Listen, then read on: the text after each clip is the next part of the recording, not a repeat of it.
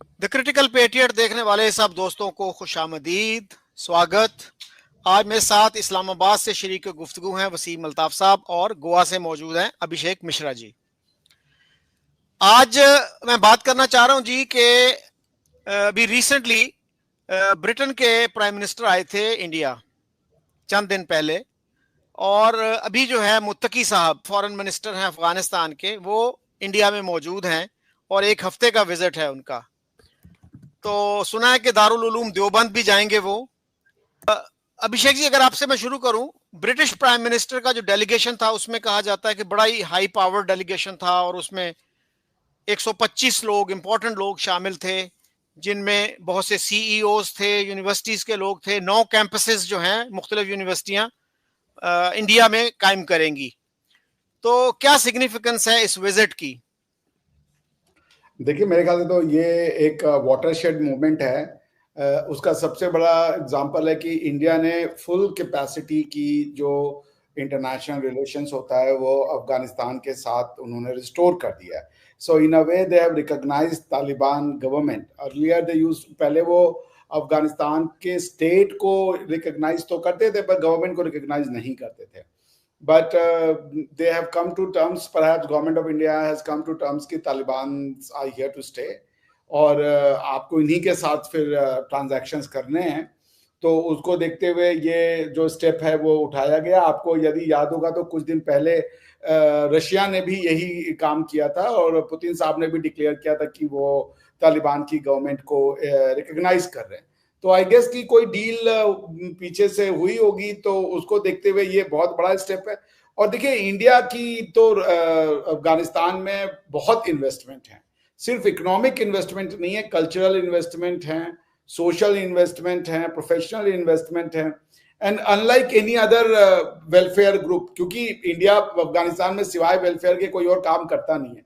But the good things with the Indian, they don't behave like evangelist या missionaries या किसी और की तरह। नहीं कि हमने आपके लिए अच्छा काम किया जी, अब आप जो है अब अपना जो है वो चेंज कर लें।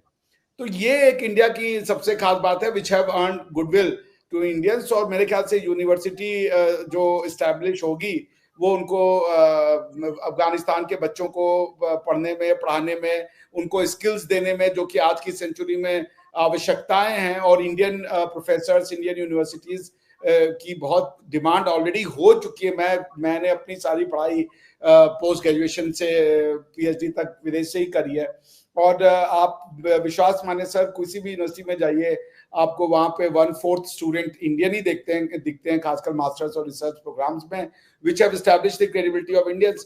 तो अब अगर तालिबान 2.0 में ये चाहते हैं कि तालिबान जो है वो शिक्षा की ओर जाएं, वो एजुकेशन की ओर जाएं, तो इंडिया को बिल्कुल उनको हेल्प करनी चाहिए। और जो यूनिवर्सिटी में, आपको शायद पता है कि नहीं, ऑलरेडी कितने अफगानी यहाँ पढ़ते हैं, चंडीगढ़ में, पुणे में, गोवा में, जिनको कि गवर्नमेंट ऑफ इंडिया स्कॉलरशिप देती है, गवर्नमेंट ऑफ इंडिया उनके रहने, खाने, पढ़ने सबकी व्यवस्था करती है। ऐसे बहुत से स्टूडेंट ऑलरेडी भारतवर्ष में हैं।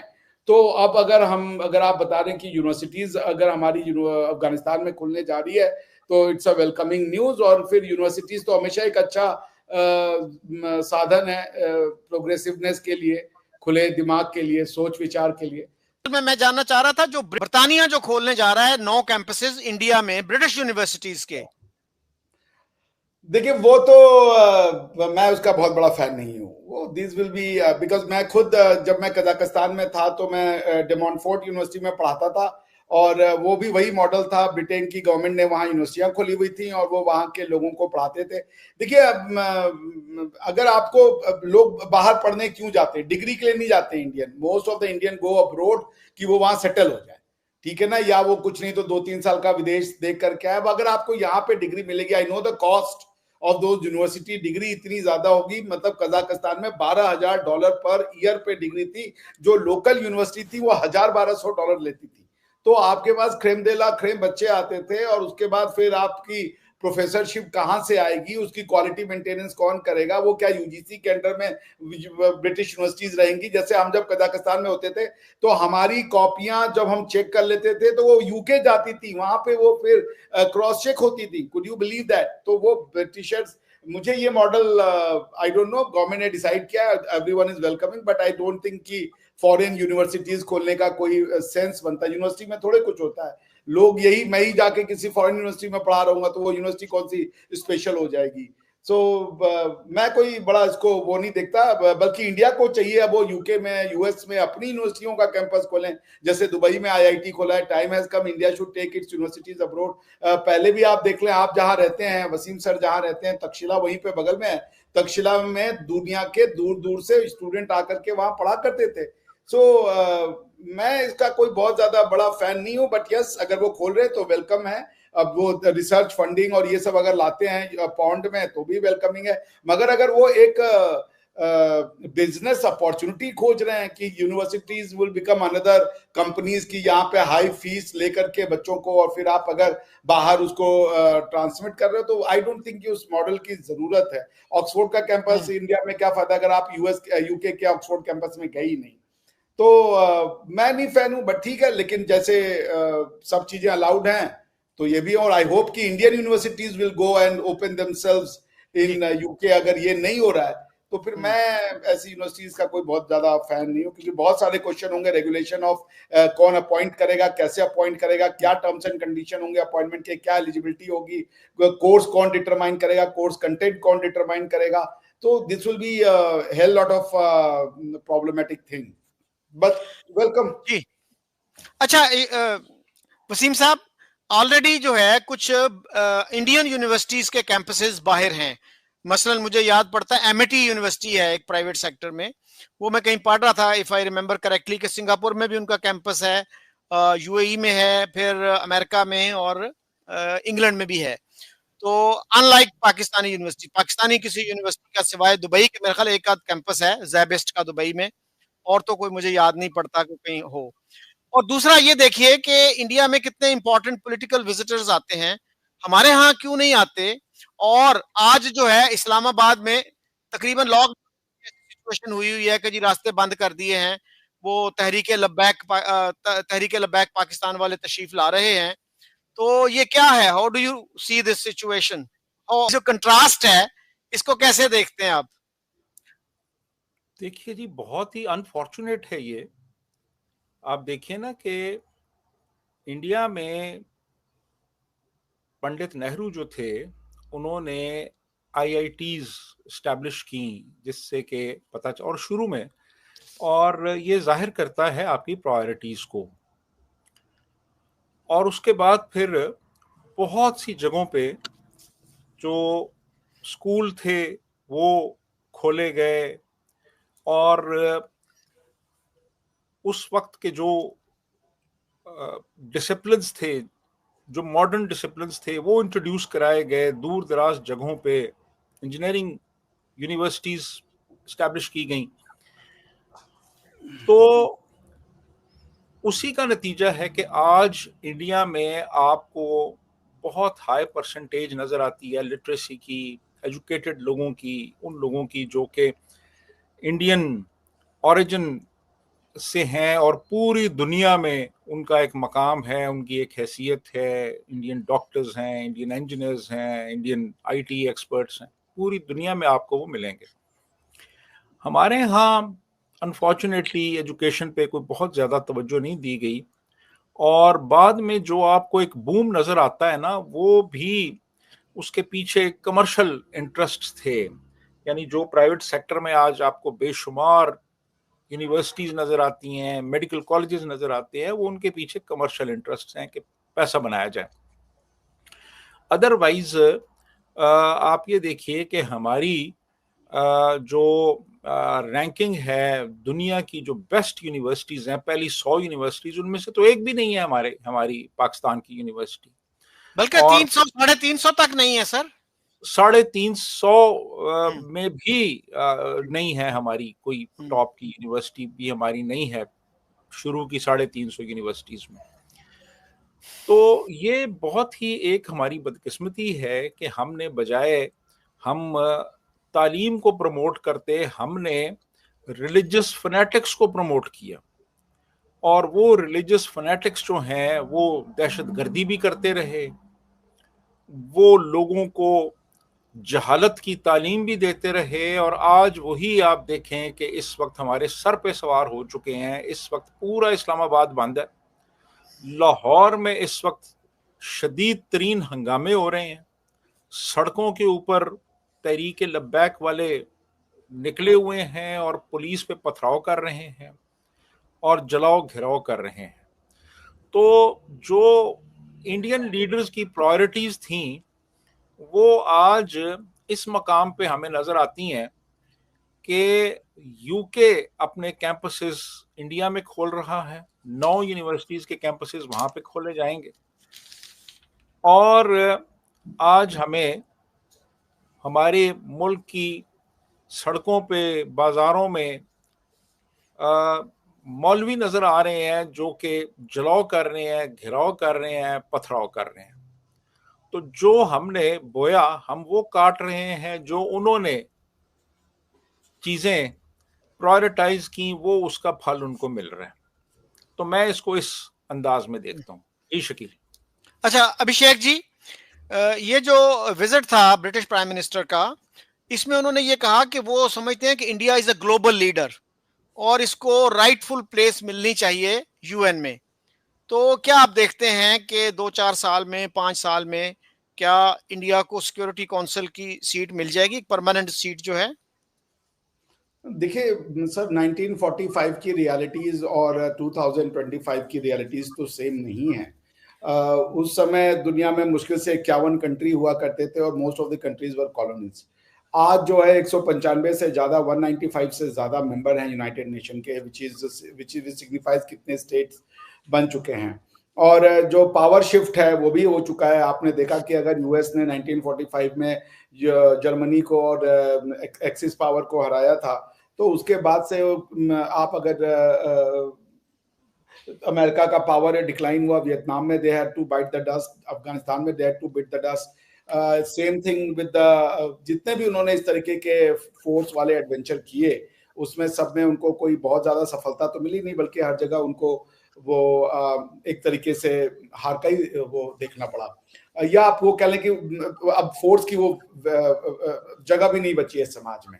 तो उसको देखते हुए यूनाइटेड नेशन चार्टर का अगर आप अगर मैं गलत नहीं हूं तो 105 आर्टिकल 105 के में अमेंडमेंट की व्यवस्था है, और ये कहा गया था कि सिक्योरिटी काउंसिल में ज्योग्राफिकल रियलिटीज के हिसाब से रिप्रेजेंटेशन होगा।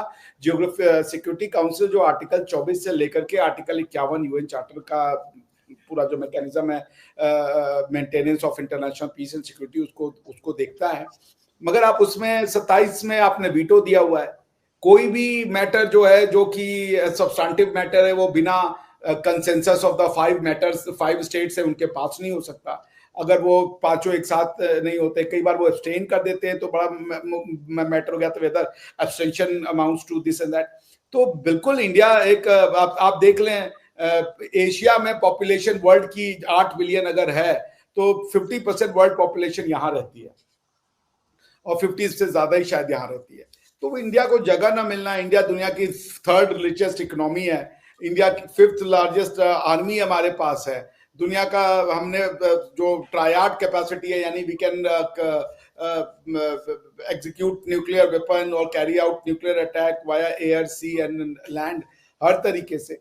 तो India is a rising super power. India का सिक्योरिटी काउंसिल में ना होना, इंटरनेशनल जिसे कह लीजिए गवर्नमेंट में इंडिया की पार्टिसिपेशन ना हो, दैट मेक्स नो सेंस। तो मैं बिल्कुल ये समझता हूं कि समय आ गया है कि अब यूरोप इतना छोटा सा यूरोप है, उससे फ्रांस है, उससे यूके है और उसी से रशिया भी है।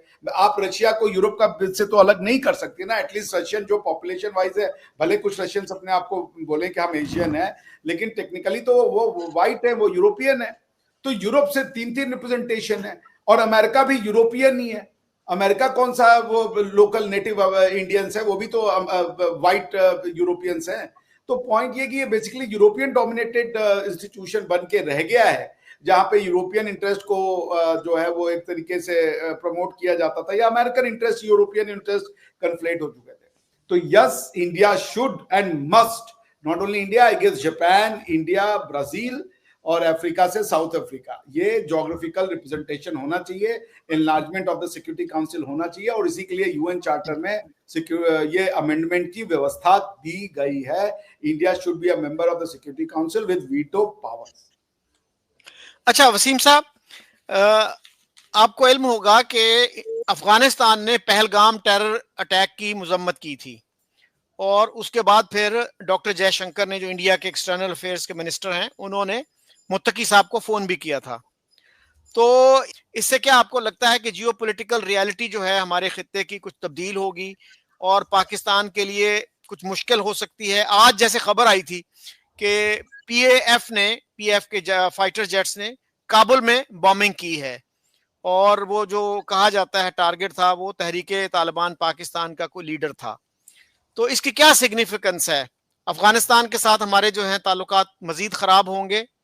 जी, बज़ाहिर तो ऐसे ही लग रहा है, स्पेशली ये जो बॉम्बिंग की गई है काबुल के नवाह में, और ये अभी रिसेंटली जो एक इंसिडेंट हुआ है जिसमें कि 16 हमारे फौजी जवान जो हैं वो मारे गए हैं, और पाकिस्तान ने रिटेलिएट किया है, और रिटेलिएशन भी ऐसे वक्त पे हो रही है जब इंडिया में अफ़गान फॉरेन मिनिस्टर गया हुआ है, और उसके बाद फिर जो कोर कमांडर्स कॉन्फ्रेंस का जो बयानिया जारी किया गया है उसमें ये भी है कि जो 2600 किलोमीटर की हमारी सरहद है इंडिया के साथ, वहाँ पे अगर इंडिया की तरफ से कोई एक्शन होता है तो जो हमारे ट्रुप्स हैं उनको किसी अप्रूवल लेने की ज़रूरत नहीं है, वो अपने तौर पे उसको एक रिएक्शन दे सकते हैं,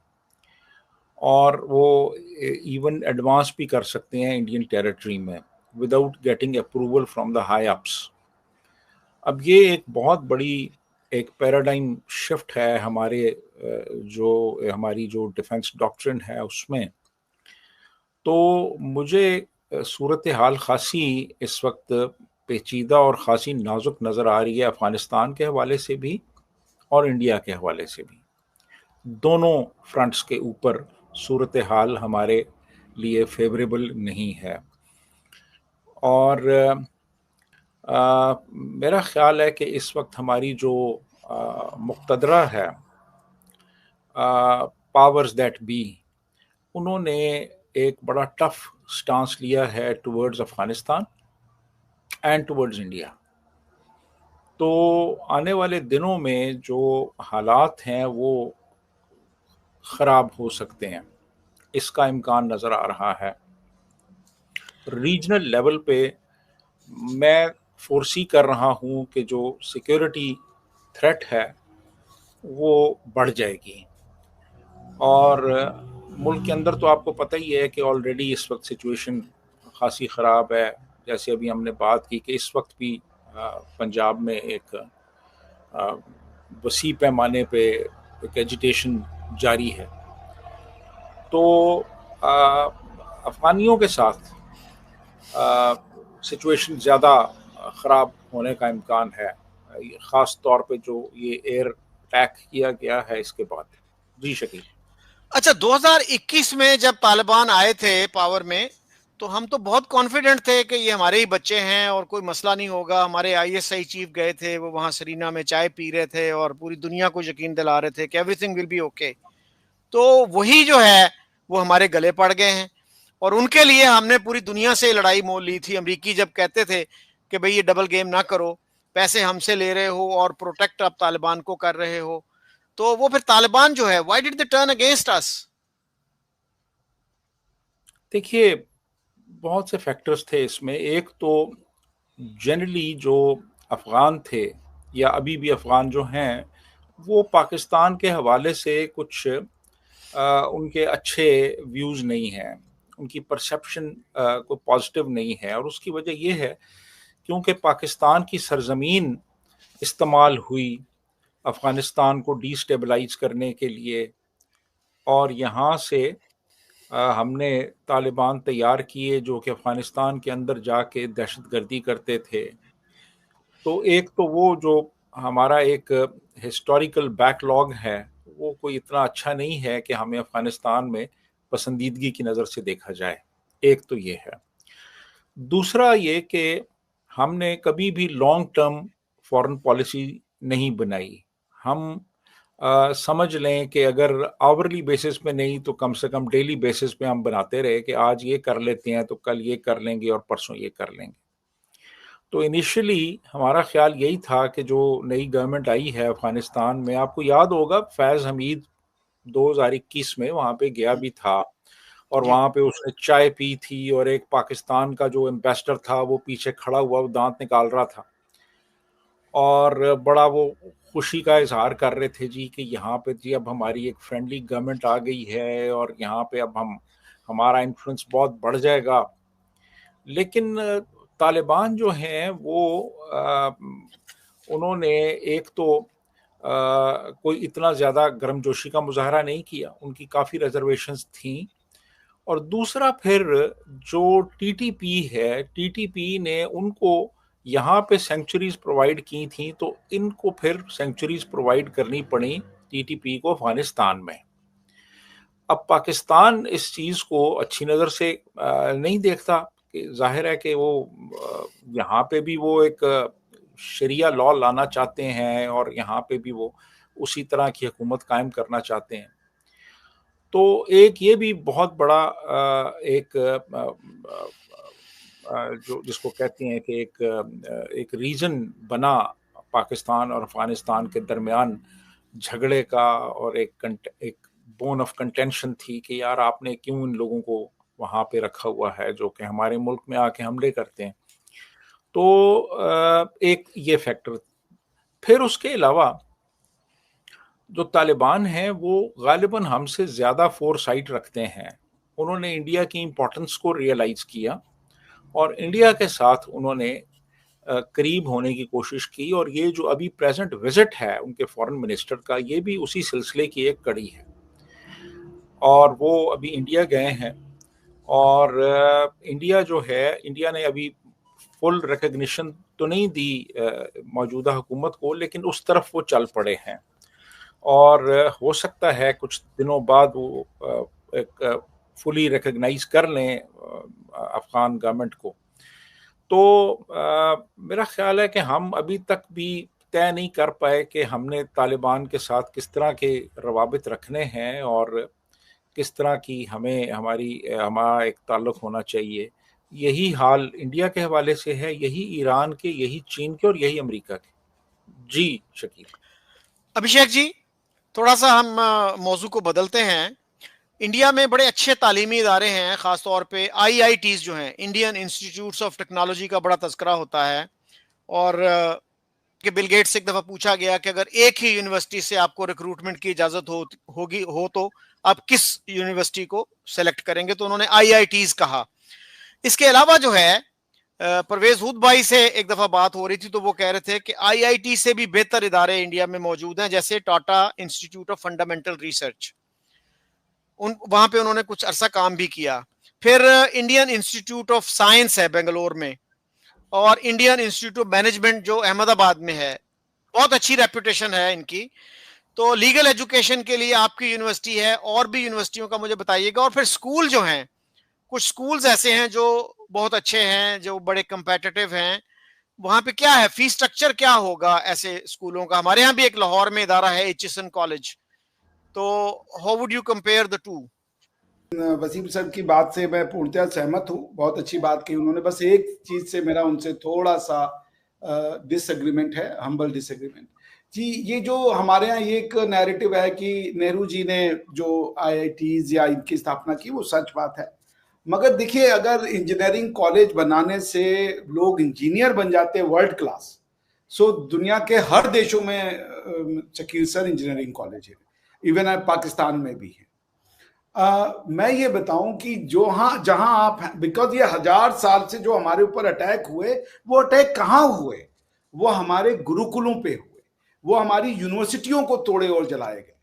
आपको मैं एक किताब, अब अगर आप चाहेंगे तो मैं आपको साइंस के ऊपर इतने किताबों के नाम बता सकता हूं जो कि हमारे यहाँ पे पुराने समय में लिखे गए और उनकी आज भी वैल्यू। मेरे सामने ये लिस्ट ऑफ किताब मैंने डाली चैट जीपीटी पे, वो उन्होंने 6 पेज का लिख दिया, मैं अभी सारे के सारे वो बोल भी नहीं सकता। तो मतलब जैसे मैथमेटिक्स एंड एस्ट्रोनॉमी के लिए आर्यभट्टा की जो किताब है, फिर ब्रह्म क्या है, ब्रह्मफुत सिद्धांता, सूर्य सिद्धांत, लीलावती एंड विजानता, फिर है पंच सिद्धांतिका, चरवाक संहिता, Sushruta Samhita, Ashtanga Hridaya Manas. So there is thousands. आप हमारे यहाँ की, आपके यहाँ भी है, पाकिस्तान हमारा ही, हम लोग एक ही लोग हैं। पाकिस्तान में आप जाके एंशिएंट जरा बिल्डिंगें देख के आइए जो कि अंग्रेजों के और मुगलों के आने से पहले बने हुए हैं। दे वर टेक्नोलॉजिकली वेरी हाई। हमारे यहाँ एक मंदिर है जो पूरे के पूरे पहाड़ को काट करके उसमें से मंदिर बना दिया। मंदिर से ये तो नहीं है ना कि मंदिर में मतलब कि सब ढकोसले होते थे। अगर मंदिर बन रहा है तो साइंस, टेक्नोलॉजी और आर्किटेक्चर के नॉलेज के बिना आप इतनी बड़ी डिजाइन और उसको एग्जीक्यूट नहीं कर सकते।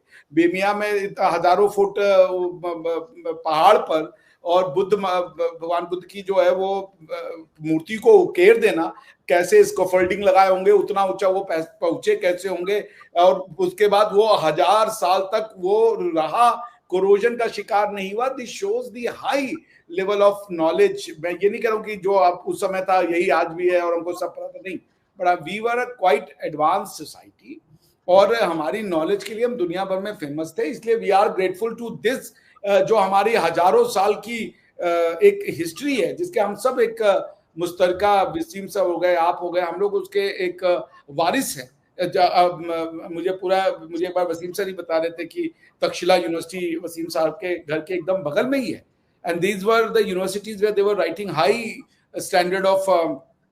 तो बिल्कुल नेहरू जी का भी बहुत सम्मान है, उन्होंने बहुत एजुकेशन को दिया। लेकिन मेरा वही आर्गुमेंट है कि अगर आईआईटी खोल देने से बच्चों की ब्रेन बन जाती तो मेरे ख्याल से पंजाब में पहली इंजीनियरिंग कॉलेज कब खुली थी वो आप देख सकते हैं, लेकिन वो रेपुटेशन बच्चों की क्यों नहीं है?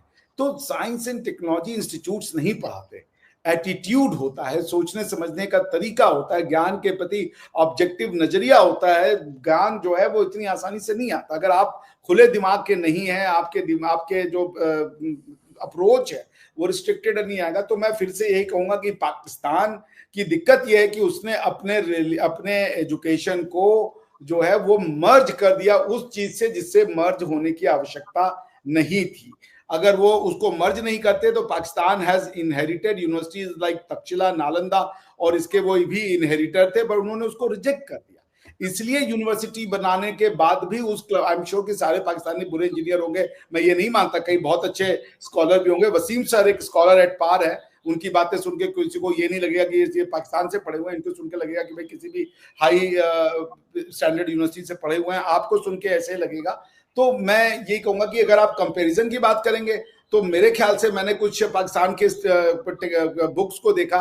मैं पिछले करीबन 2-3 साल से पाकिस्तान के स्टूडेंट्स या बच्चे जो हैं, यंग बच्चे जो यूट्यूब पे, उनसे बात करता हूँ, बट मैं उनको बहुत अच्छा मनुष्य पाता हूँ। I find them very good human beings.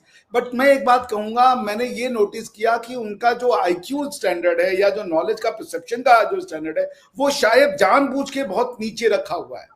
तो जो वो बातें करते हैं, वो जिस लेवल पे वो बातें करते हैं, वो लेवल हमारे यहाँ पे क्लास 6-7 के बच्चे का हो जाता है। इसका ये मतलब नहीं है कि पाकिस्तान के बच्चे कम हैं, पाकिस्तान के बच्चे उतने ही अच्छे हैं जितने इंडिया के। परहैप्स अगर वो अप्रोच दी जाए एजुकेशन के प्रति, दैट इज व्हाट मिसिंग। तो मुझे क्या लगता है कि कंपैरिजन में तो इंडिया कहीं, पाकिस्तान कहीं नहीं लगता अभी इंडिया के आगे। उसका रीजन ये है कि इंडिया जो है वो सिर्फ 1947 से नहीं है, इंडिया जो है वो हजारों साल से है, और यही ज्ञान परंपरा, साइंस, विज्ञान हमको बनाया है। और इसी वजह से आज हमारी यूनिवर्सिटियां हो, यही बच्चे, हमारी भले आईआईटी को टॉप 10 में रैंक ना मिले, लेकिन यही हार्वर्ड में बच्चे जाते हैं जिनकी रैंकिंग टॉप 10 है। 1/4 सीट्स विद स्कॉलरशिप्स इंडियंस की होती है और चाइनीज की होती है, चाइनीज को भी पीछे छोड़ते हैं। सो बेसिकली जो टॉप रैंकिंग यूनिवर्सिटी है वो चला इंडियंस रहे, उनके प्रोफेसर इंडियंस है, उनके डीन्स इंडियन है। अगर आप एक लिस्ट निकालेंगे तो वो सारे ये कहते हैं कि भाई अगर इंडियंस अगर निकल जाएं यूएस से या कहीं यूके से, तो उनकी कई यूनिवर्सिटियों को you have to shut down because it is being run literally by Indians scholars and all that. इसका ये मतलब नहीं कि वो कम है, हम काम खराब है या अच्छे। मेरे कहने का मतलब है रैंकिंग ऑफ द यूनिवर्सिटी भी उसलिए क्योंकि ये वेस्टर्न अप्रोच है, वेस्ट के सारे पैरामीटर्स हैं, उनके पास सारे के सारे जो जोनल्स हैं उनके ऊपर उनका कंट्रोल है। तो आप यहाँ से अगर मान लीजिए पब्लिश करना चाहते हैं और आपको 50,000 रुपए एक पब्लिकेशन का लगता है तो लोग डर जाते हैं। सो आई थिंक कि Indian education system is quite evolved. It is at par with the best in the world.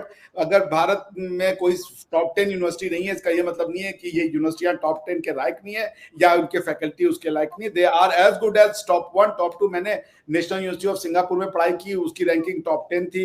उसके बाद मैंने graduate institute of international studies Switzerland से पढ़ाई की, उसकी रैंकिंग टॉप 30 में थी। उसके बाद मैंने पीएचडी किया है हैम्बर्ग यूनिवर्सिटी से, उसकी रैंकिंग जो है वो लॉ के फील्ड में मेरे ख्याल से 150 के आसपास है। सो इंडियंस और पाकिस्तानी भी मैं पूरा यकीन है कि अपनी उनके भी कुछ स्टूडेंट्स हाई रैंकिंग यूनिवर्सिटीज में जाते होंगे और वही लोग रैंकिंग को बढ़ाते भी हैं।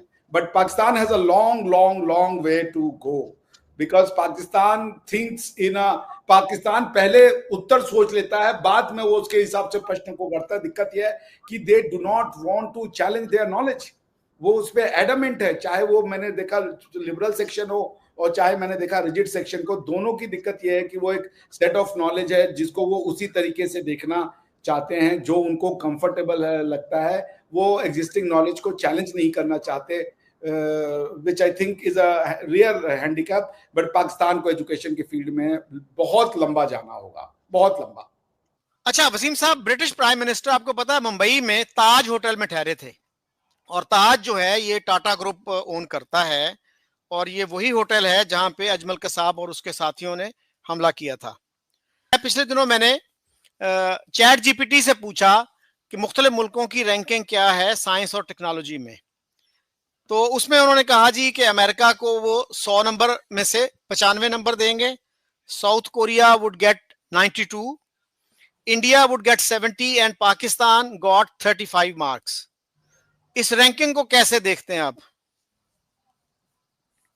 यार ये मेरा ख्याल है कि काफ़ी हद तक दुरुस्त है ये रैंकिंग, और उसकी वजह ये है कि देखें, मैं समझता हूँ कि जहाँ पे भी जो तालीम दी जाती है ना, तालीम का जो प्रोडक्ट है ना वो है कोई इनोवेशन, कोई इन्वेंशन, कोई डिस्कवरी, कोई रिसर्च। और अगर तालीम रिसर्च की सूरत में सामने नहीं आती तो वो बिल्कुल बेमानी हो जाती है। अगर आपने सिर्फ स्टूडेंट्स को रटे लगवाने हैं और क्रैमिंग करवानी है तो वो एक कंप्यूटर जो है वो बेहतर तौर पे कर सकता है। चैट जीपीटी किसी भी इंतहाई ज़हीन तालिब इल्म से ज़्यादा एफिशिएंट है, ज़्यादा कॉम्पिटेंट है। तो अब आप देख लें कि हमारी जो बड़ी बड़ी यूनिवर्सिटीज़ हैं उनमें कितनी रिसर्च हो रही है, हमारे कितने ऐसे स्कॉलर्स हैं जिनकी रिसर्चेस जो हैं वो इंटरनेशनल मैगजीन्स, जो इंटरनेशनल जर्नल्स हैं, इंटरनेशनल जर्नल्स में छप रही हैं। हमने क्या कंट्रीब्यूट किया है टुवर्ड्स जनरेशन ऑफ नॉलेज। मुझे याद है मैं बहावलपुर में था, तो वहाँ पे एक डिपार्टमेंट है सराइकी का, तो वहाँ वाइस चांसलर ने हेड ऑफ डिपार्टमेंट को कहा कि भाई आप लोग सिर्फ पढ़ाते हैं, कोई रिसर्च भी किया करें सराइकी लैंग्वेज पे। तो उन्होंने कहा जी कि आप फिर हमें कोई एक्स्ट्रा पैसे भी तो दें ना, अगर आप चाहते हैं कि हम रिसर्च करें तो कोई एक्स्ट्रा पैसे भी हमें दें, वो तो आप दे नहीं रहे। तो जहाँ पे फैकल्टी का ये एटीट्यूड हो, और इसी तरह आप इवन हमारी जो बड़ी रिकग्नाइज्ड यूनिवर्सिटीज़ हैं, पंजाब यूनिवर्सिटी है, कायद आज़म यूनिवर्सिटी है, वहाँ चले जाएं और वहाँ पे जाके आप ये देखें कि हमारी कितने परसेंट फैकल्टी है जो कि जिनकी रिसर्चेस इंटरनेशनल जर्नल्स में छपी हैं। तो हो सकता है कि वो कोई 25% भी ना हो। कुछ लोगों ने हो सकता है कुछ रिसर्चेस छपवाई हो, कुछ आई हो, कुछ लोगों की हो सकता है लोगों ने वो रिसर्चेस छपवाई हो, इस तरह से आई हो उनकी, लेकिन एज सच हमारे यहाँ जो रिसर्च करने का रुझान है उसका फुकदान है। यानी हमारे नज़दीक जो स्कूल है, जो कॉलेज है, जो यूनिवर्सिटी है, तीनों का फंक्शन एक ही समझा जाता है कि भाई टीचर क्लास में आएगा, पढ़ाएगा, आपको नोट्स देगा, आपको इम्पोर्टेंट सवाल बताएगा और आपको इम्तिहान में अच्छे ग्रेड्स दिलवाएगा।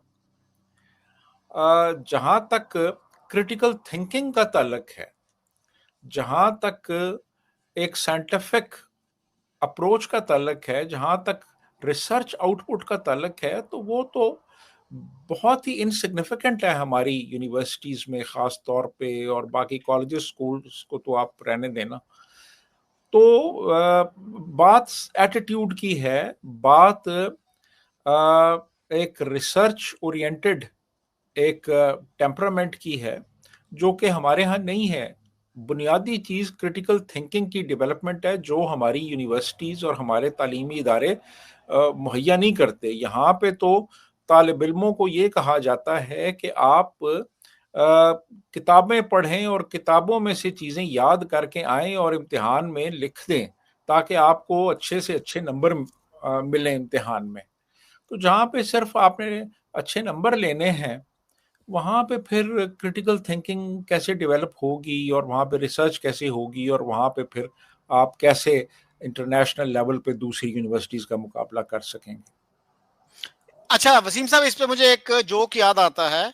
क्वेटा यूनिवर्सिटी में एक ब्रिगेडियर साहब थे वाइस चांसलर, तो पाकिस्तान स्टडीज के जो डिपार्टमेंट के हेड थे, उनसे कहते हैं, सिद्दीकी नाम था शायद उनका, कि सिद्दीकी साहब आप ना रिसर्च भी करवाया करें। तो सिद्दीकी साहब ने आगे से कहा, सर इस मजमून का भरम उस वक्त तक है जब तक इसमें रिसर्च ना हो। तो ये भी एक मसला होता है। अच्छा अभिषेक जी, मैं ये जानना चाह रहा हूँ कि हमारी जो है ना इंडिया पाकिस्तान की वॉर ऑफ वर्ड्स जारी है, पिछले 8-10 दिन में बड़ी गर्मी आई उसमें। वसीम साहब ने भी अभी इशारा किया कि जैसे कोर कमांडर्स की मीटिंग थी, तो उसमें भी गर्मा गर्मी की बातें हुई जो बाहर निकली। तो इससे निकलने का कोई तरीका है आपके ख्याल में, कैसे हम निकल सकते हैं? जी जी, देखिए सर, वसीम सर ने बहुत अच्छे से रिसर्च को एक्सप्लेन और हाईलाइट किया। पर देखिए, जब मैंने ना एकेडमिया ज्वाइन किया सर, बिकॉज मैं तो लॉयर था और मैं वॉलंटरीली नहीं आया, मुझे एक सिचुएशन ऐसा बना था, किसी ने मुझे जबरदस्ती भेजा एकेडमिया में।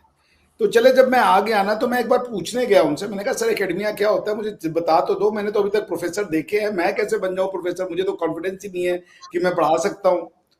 तो उन्होंने कहा कि तुम एकेडमिया में हो, धीरे धीरे खुद ही समझ जाओगे कि करना क्या। और मैं आपको एक बात बताता हूँ सर, आज मुझसे कोई पूछता है ना कि एकेडमिया में, मैं बोलता हूँ अगर तुम्हें डिविनिटी अटेंड करनी है, डिविनिटी, तो वो एक ही तरीका है, उसका नाम है एकेडमिया। क्योंकि एकेडमिया को हमारी कुछ यूनिवर्सिटियों ने ट्रांसफर ऑफ नॉलेज बना दिया है। It is an institution to transfer the existing knowledge, whereas through academia में ट्रांसफर ऑफ नॉलेज 30% है, 70% क्रिएशन ऑफ नॉलेज है। और क्रिएशन ऑफ नॉलेज जो है, उसके लिए जैसा वसीम सर ने हाईलाइट किया, क्रिटिकल थिंकिंग, या मैं कहता हूं जब तक आपके अंदर अनलर्निंग की कैपेसिटी नहीं आती है, if you are not ready to unlearn. कल मैं, आप कभी होगा ना, तो आशुतोष राणा जी का एक बड़ा अच्छा आया हुआ है, रावण और लक्ष्मण संवाद। रावण मर रहा है और लक्ष्मण को राम जी ने भेजा कि जरा तुम उनसे ज्ञान लेकर के। तो बड़ा अच्छा उसमें मुझे एक रहता है, उसने कहा कि अहंकार किसी भी चीज का हो, चाहे भक्ति का चाहे शक्ति का, दोनों ही घातक होते हैं। और ज्ञान का अहंकार, उसका कोई तोड़ नहीं है, मगर उसका एक ही तोड़ हो सकता है, और वो ये है कि अहंकार का ज्ञान। सो ज्ञान का अहंकार होना और अहंकार का ज्ञान होना, ये दोनों बड़ी अलग अलग चीजें हैं। तो बड़ा अच्छा मुझे वो लगा। मैं वही कहूंगा कि जब तक आप नॉलेज को चैलेंज करने के लिए तैयार नहीं है, if you are not ready to unlearn, if you are open minded, एक मुझसे कोई पूछे एक एजुकेशन सिस्टम में आउटकम क्या होना चाहिए, तो मैं आउटकम लिखूंगा कि at the end of the 5 years or 6 years or 4 years, that whatever a student goes through, that person should be an open minded person. वो अगर आप उसको सेंसिटिव बना रहे हो, अगर आप उसको बता रहे हो छोटी बात से ऑफेंड हो जा रहा है, तो वो फिर उसने एजुकेशन नहीं लिया है। एजुकेशन का मतलब ओपननेस, फ्लेक्सिबिलिटी, अनसर्टेनिटी। मैं जितना पढ़ता हूं, मैं उतना ज्यादा अनसर्टेन हो जाता हूं कि possibility of anything. So that's how I take it. So academia is not just transfer of knowledge, it is creation of knowledge as well, and that's where West is taking advantage, क्योंकि सारी creation वहां से हो रही है आज के समय में, most of the creation. अच्छा, अब आपने कहा कि जो वॉर ऑफ वर्ड्स चल रहा है बिटवीन इंडिया एंड पाकिस्तान, तो देखिए ये तो जी ऑपरेशन सिंदूर के बाद जो है ना, पाकिस्तान एक नैरेटिव जो है वो वॉर उसने जीता या ना जीता, मगर एक नैरेटिव की वॉर तो उसने खड़ी कर दी, जो इंडिया के लिए टैकल करना जो है वो इतना आसान नहीं था.